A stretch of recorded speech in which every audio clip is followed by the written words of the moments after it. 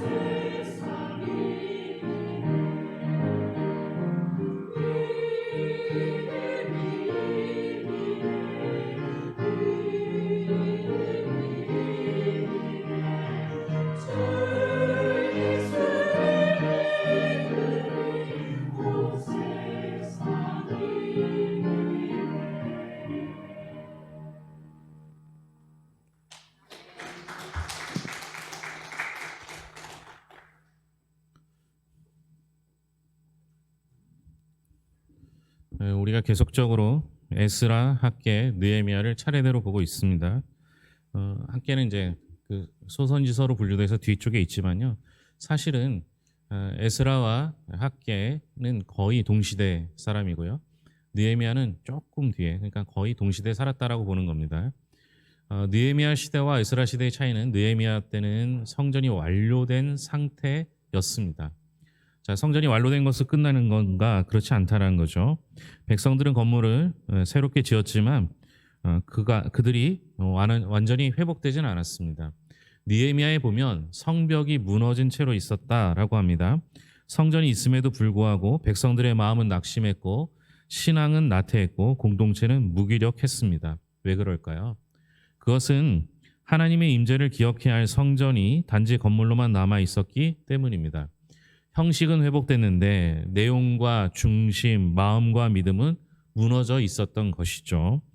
이쯤에서 우리는 성전이 처음 세워졌던 때를 기억해야 합니다. 바로 열왕기상 8장 솔로몬이 성전을 봉헌하던 날입니다. 우리가 읽었던 역대기에서도 나타나 있죠.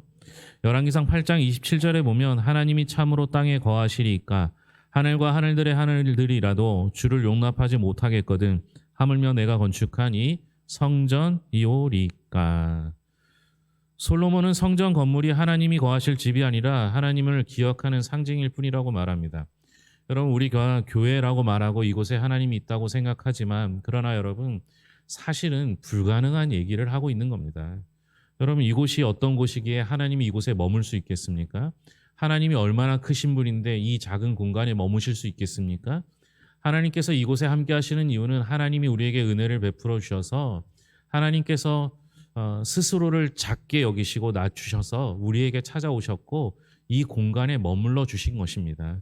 그러니 성전의 중요한 의미는 건물로서의 성전이 아니라 하나님께서 거하시는 곳으로의 성전이 훨씬 더 중요한 거죠. 그러니 여러분, 성전에 하나님이 당연히 있다고 생각하는 것이 아니라 이곳에서 임하실 하나님의 은혜를 기억하는 것이 우리에게 더 필요합니다.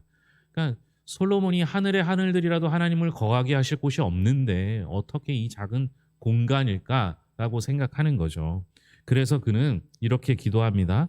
만일 주의 백성 이스라엘이 주께 범죄하여 적국 앞에 패하게 되므로 주께서 돌아와서 주의 이름을 인정하고 이 성전에서 주께 기도하며 간구하거든 주는 하늘에서 들으시고 주의 백성 이스라엘의 죄를 사하시고 그들의 조상들에게 주신 땅으로 돌아오게 하옵소서. 성전의 역할은 하나님의 임재함을 경험하는 것인데요. 하나님의 임재를 경험하지 못한 이들이 죄를 범하고 죄악을 저지름으로 인해 하나님으로부터 벌을 받아 혹 성전을 떠나야 할 때 또는 포로로 잡혀가 있을 때 성전을 바라보고 하나님 앞에 기도하고 회개하면 하나님께서 다시 돌아오게 하실 것을 간구하고 있는 겁니다. 그러니 성전의 기능 중 가장 중요한 기능이 있다면 그것은 기도와 회개하는 것입니다. 하나님의 백성은 눈에 보이는 건물이 아니라 하나님을 찾고 하나님을 의지하고 우리의 중심에 하나님을 의뢰하는 충성된 사람이어야 하는 것이죠. 그렇다면 느헤미야 시대는 어떠했을까요? 예루살렘 성전은 재건되었지만 성벽은 무너져 있는 상태였습니다. 그것은 단순히 도시 방어, 보호가 안 된다라는 의미를 넘어서야 합니다. 일반적으로 도시가 형성되면 그곳에 성벽이 세워집니다. 이 성벽은 외척으로부터 침략을 받았을 때 보호하는 역할을 하게 됩니다. 그런데 성벽이 무너져 있어도 아무렇지도 않은 이 상태는 마치 하나님이 우리를 보호하시지 않아도 아무렇지도 않은 것과 같습니다. 즉 성벽이 무너졌다라고 한 것은 아직 하나님의 은혜로 재편되지 않았다라는 것을 말하고 있는 것입니다. 공동체에 육적으로도 영적으로도 무너져 있는 상태를 보여주는 게 성벽이 무너진 것입니다. 이 소식을 들은 느헤미야는 이렇게 반응하죠. 오늘 읽은 말씀 1장 4절입니다. 같이 읽겠습니다. 내가 이 말을 듣고 앉아서 울고 수일 동안 슬퍼하며 하늘의 하나님 앞에 금식하며 기도하며. 느헤미야는 고향 이스라엘에서 들려오는 이 슬픈 소식을 남의 얘기로 듣지 않았습니다. 공동체의 아픔을 자기 아픔으로 끌어안은 것이죠. 여러분, 진짜 믿음의 사람은요, 공동체와 하나가 되는 겁니다. 내가 편안하게 살고 있더라도 하나님의 교회가 아프면 나도 아플 수 있어야 합니다. 누군가 아파하고 슬퍼하면 같이 울어줄 수 있는 사람이 되어야 하는 것이죠. 그게 진짜 믿음의 사람입니다. 느헤미야는 단순히 슬퍼한 것에서 그치지 않고 솔로몬이 예언했던 그 기도를 자기의 입으로 올려드리는데요. 6절부터 8절까지입니다. 6절부터 8절 같이 읽겠습니다. 이제 종이 주의 종들인 이스라엘 자손을 위하여 주야로 기도하오며 우리 이스라엘 자손이 주께 범죄한 죄들을 자복하오니 주는 귀를 기울이시며 눈을 여시사 종의 기도를 들으시옵소서. 나와 내 아버지의 집이 범죄하여 주를 향하여 크게 악을 행하여 주께서 주의 종 모세에게 명령하신 계명과 율례와 규례를 지키지 아니하였나이다. 옛적에 주께서 주의 종 모세에게 명령하여 이르시되 만일 너희가 범죄하면 내가 너희를 여러 나라 가운데에 흩을 것이요. 그리고 언약의 하나님 말씀하신 대로 돌이키며 회복하신다는 하나님을 붙듭니다. 이게 솔로몬의 기도와 느헤미야의 기도의 연결점입니다. 솔로몬은 범죄했다가 이전에서 기도하거든 들으시고 회복해 주옵소서라고 기도했고, 느헤미야는 그 기도를 기억하며 그 말씀을 붙잡고 하나님께 나아갔습니다. 하나님, 약속하신 대로 우리를 회복하여 주옵소서. 여러분, 우리도 마찬가지입니다. 겉으로는 예배를 드리고 하나님 앞에 거룩한 척 서 있지만, 그러나 혹시 우리의 마음의 성벽은 무너져 있지는 않습니까? 오늘 이 시간 느헤미야처럼 솔로몬처럼 하나님 앞에 회개의 자리로 나아가야 합니다. 이 기도를 드린 후에 느헤미야가 왕 앞에 서기까지 4개월 정도의 시간이 흐르게 됩니다. 그런데 4개월 동안에 느헤미야는 그냥 기도하고 기다린 것만은 아닙니다. 기도하면서 준비했죠. 그리고 왕 앞에 서게 되었을 때 기회가 열리게 됩니다. 2장 2절에 보면 왕이 묻습니다. 내 얼굴에 근심이 있으니 병이 아니라면 마음에 근심이 있는 거 아니냐라고 묻죠. 이때 느헤미야가 이렇게 기록합니다. 2장 4절에 보면 내가 곧 하늘의 하나님께 묵도하고 왕에게 아뢰었다. 그 짧은 순간에도 느헤미야는 기도합니다. 기도는 행동의 시작이자 모든 결정의 뿌리입니다. 그 기도를 드린 후 느헤미야가 왕에게 요청하는 것들을 보면 대단합니다. 이것은 단순히 느헤미야가 기도하고 기다렸다는 것만이 아닌 기도하고 준비했다라는 것을 의미하게 됩니다.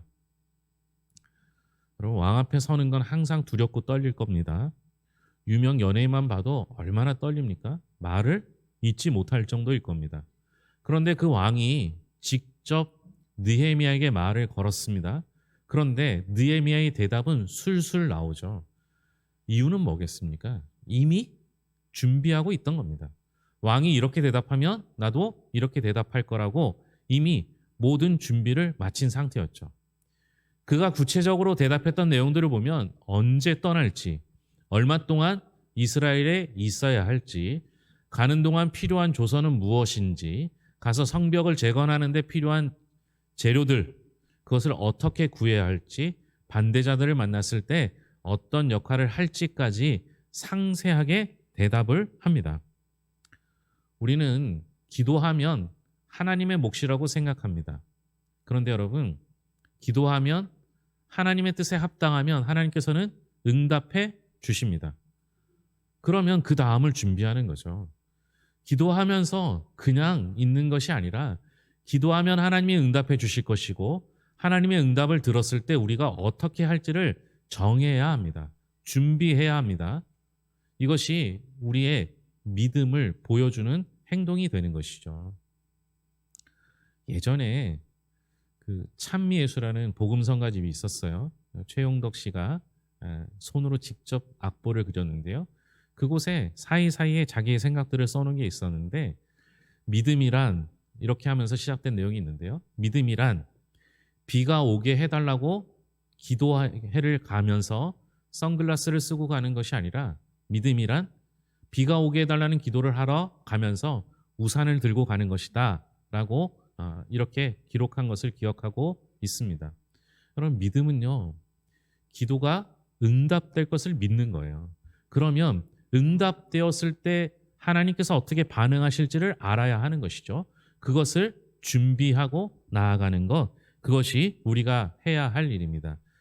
기도하며 준비하는 사람에게 하나님께서 믿음과 지혜를 더하여 주실 것입니다. 결국 느헤미야는 예루살렘에 도착하게 됩니다. 얼마나 가고 싶었던 고향이고 얼마나 하고 싶었던 주의 일이었겠습니까? 그런데 느헤미야는 자신의 감정에 휘둘려서 바로 무언가를 하려고 하지 않습니다.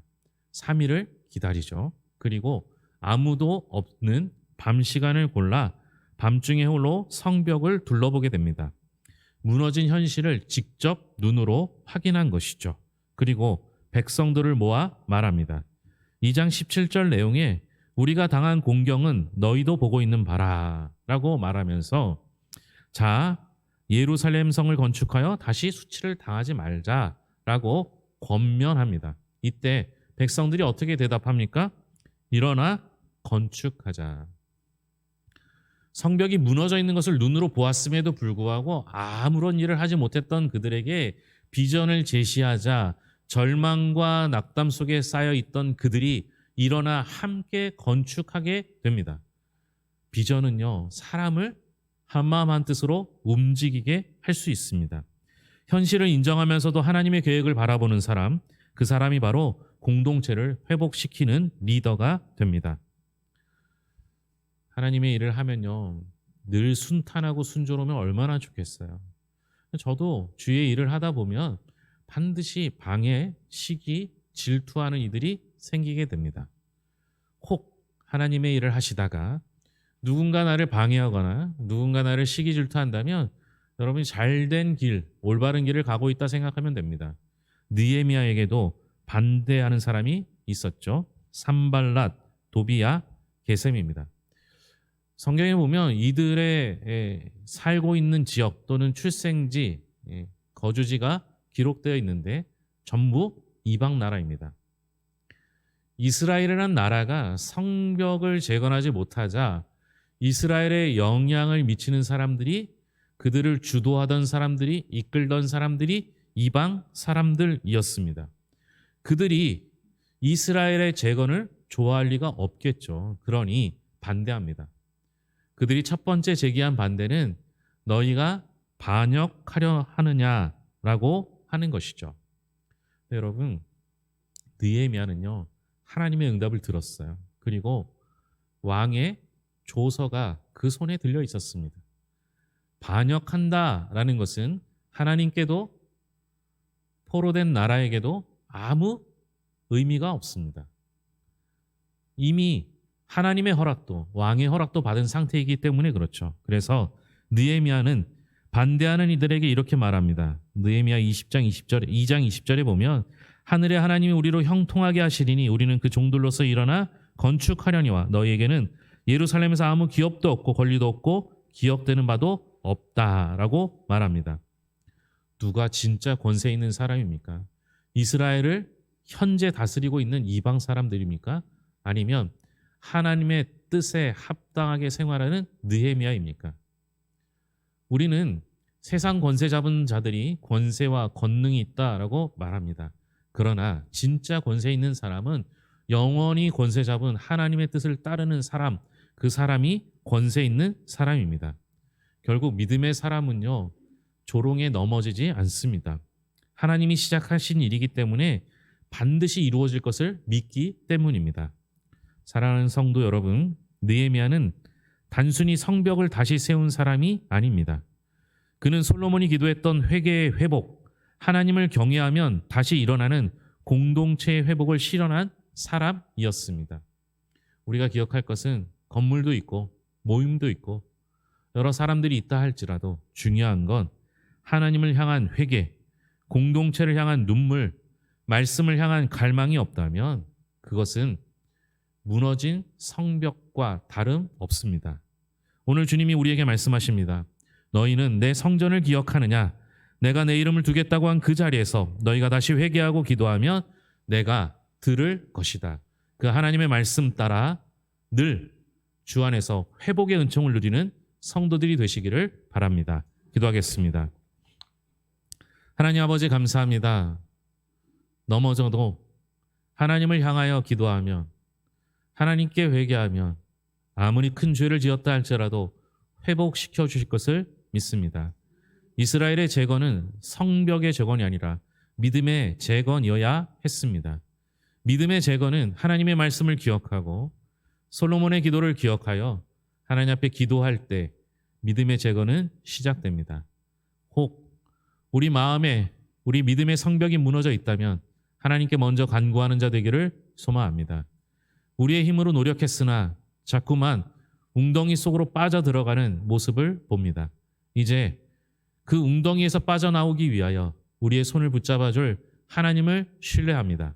하나님을 의지합니다. 하나님께서 도와주셔서 우리의 손 붙잡고 다시 그곳에서 빼내어 주시옵고 주님의 은혜의 품 안에 우리를 품어 주시옵소서.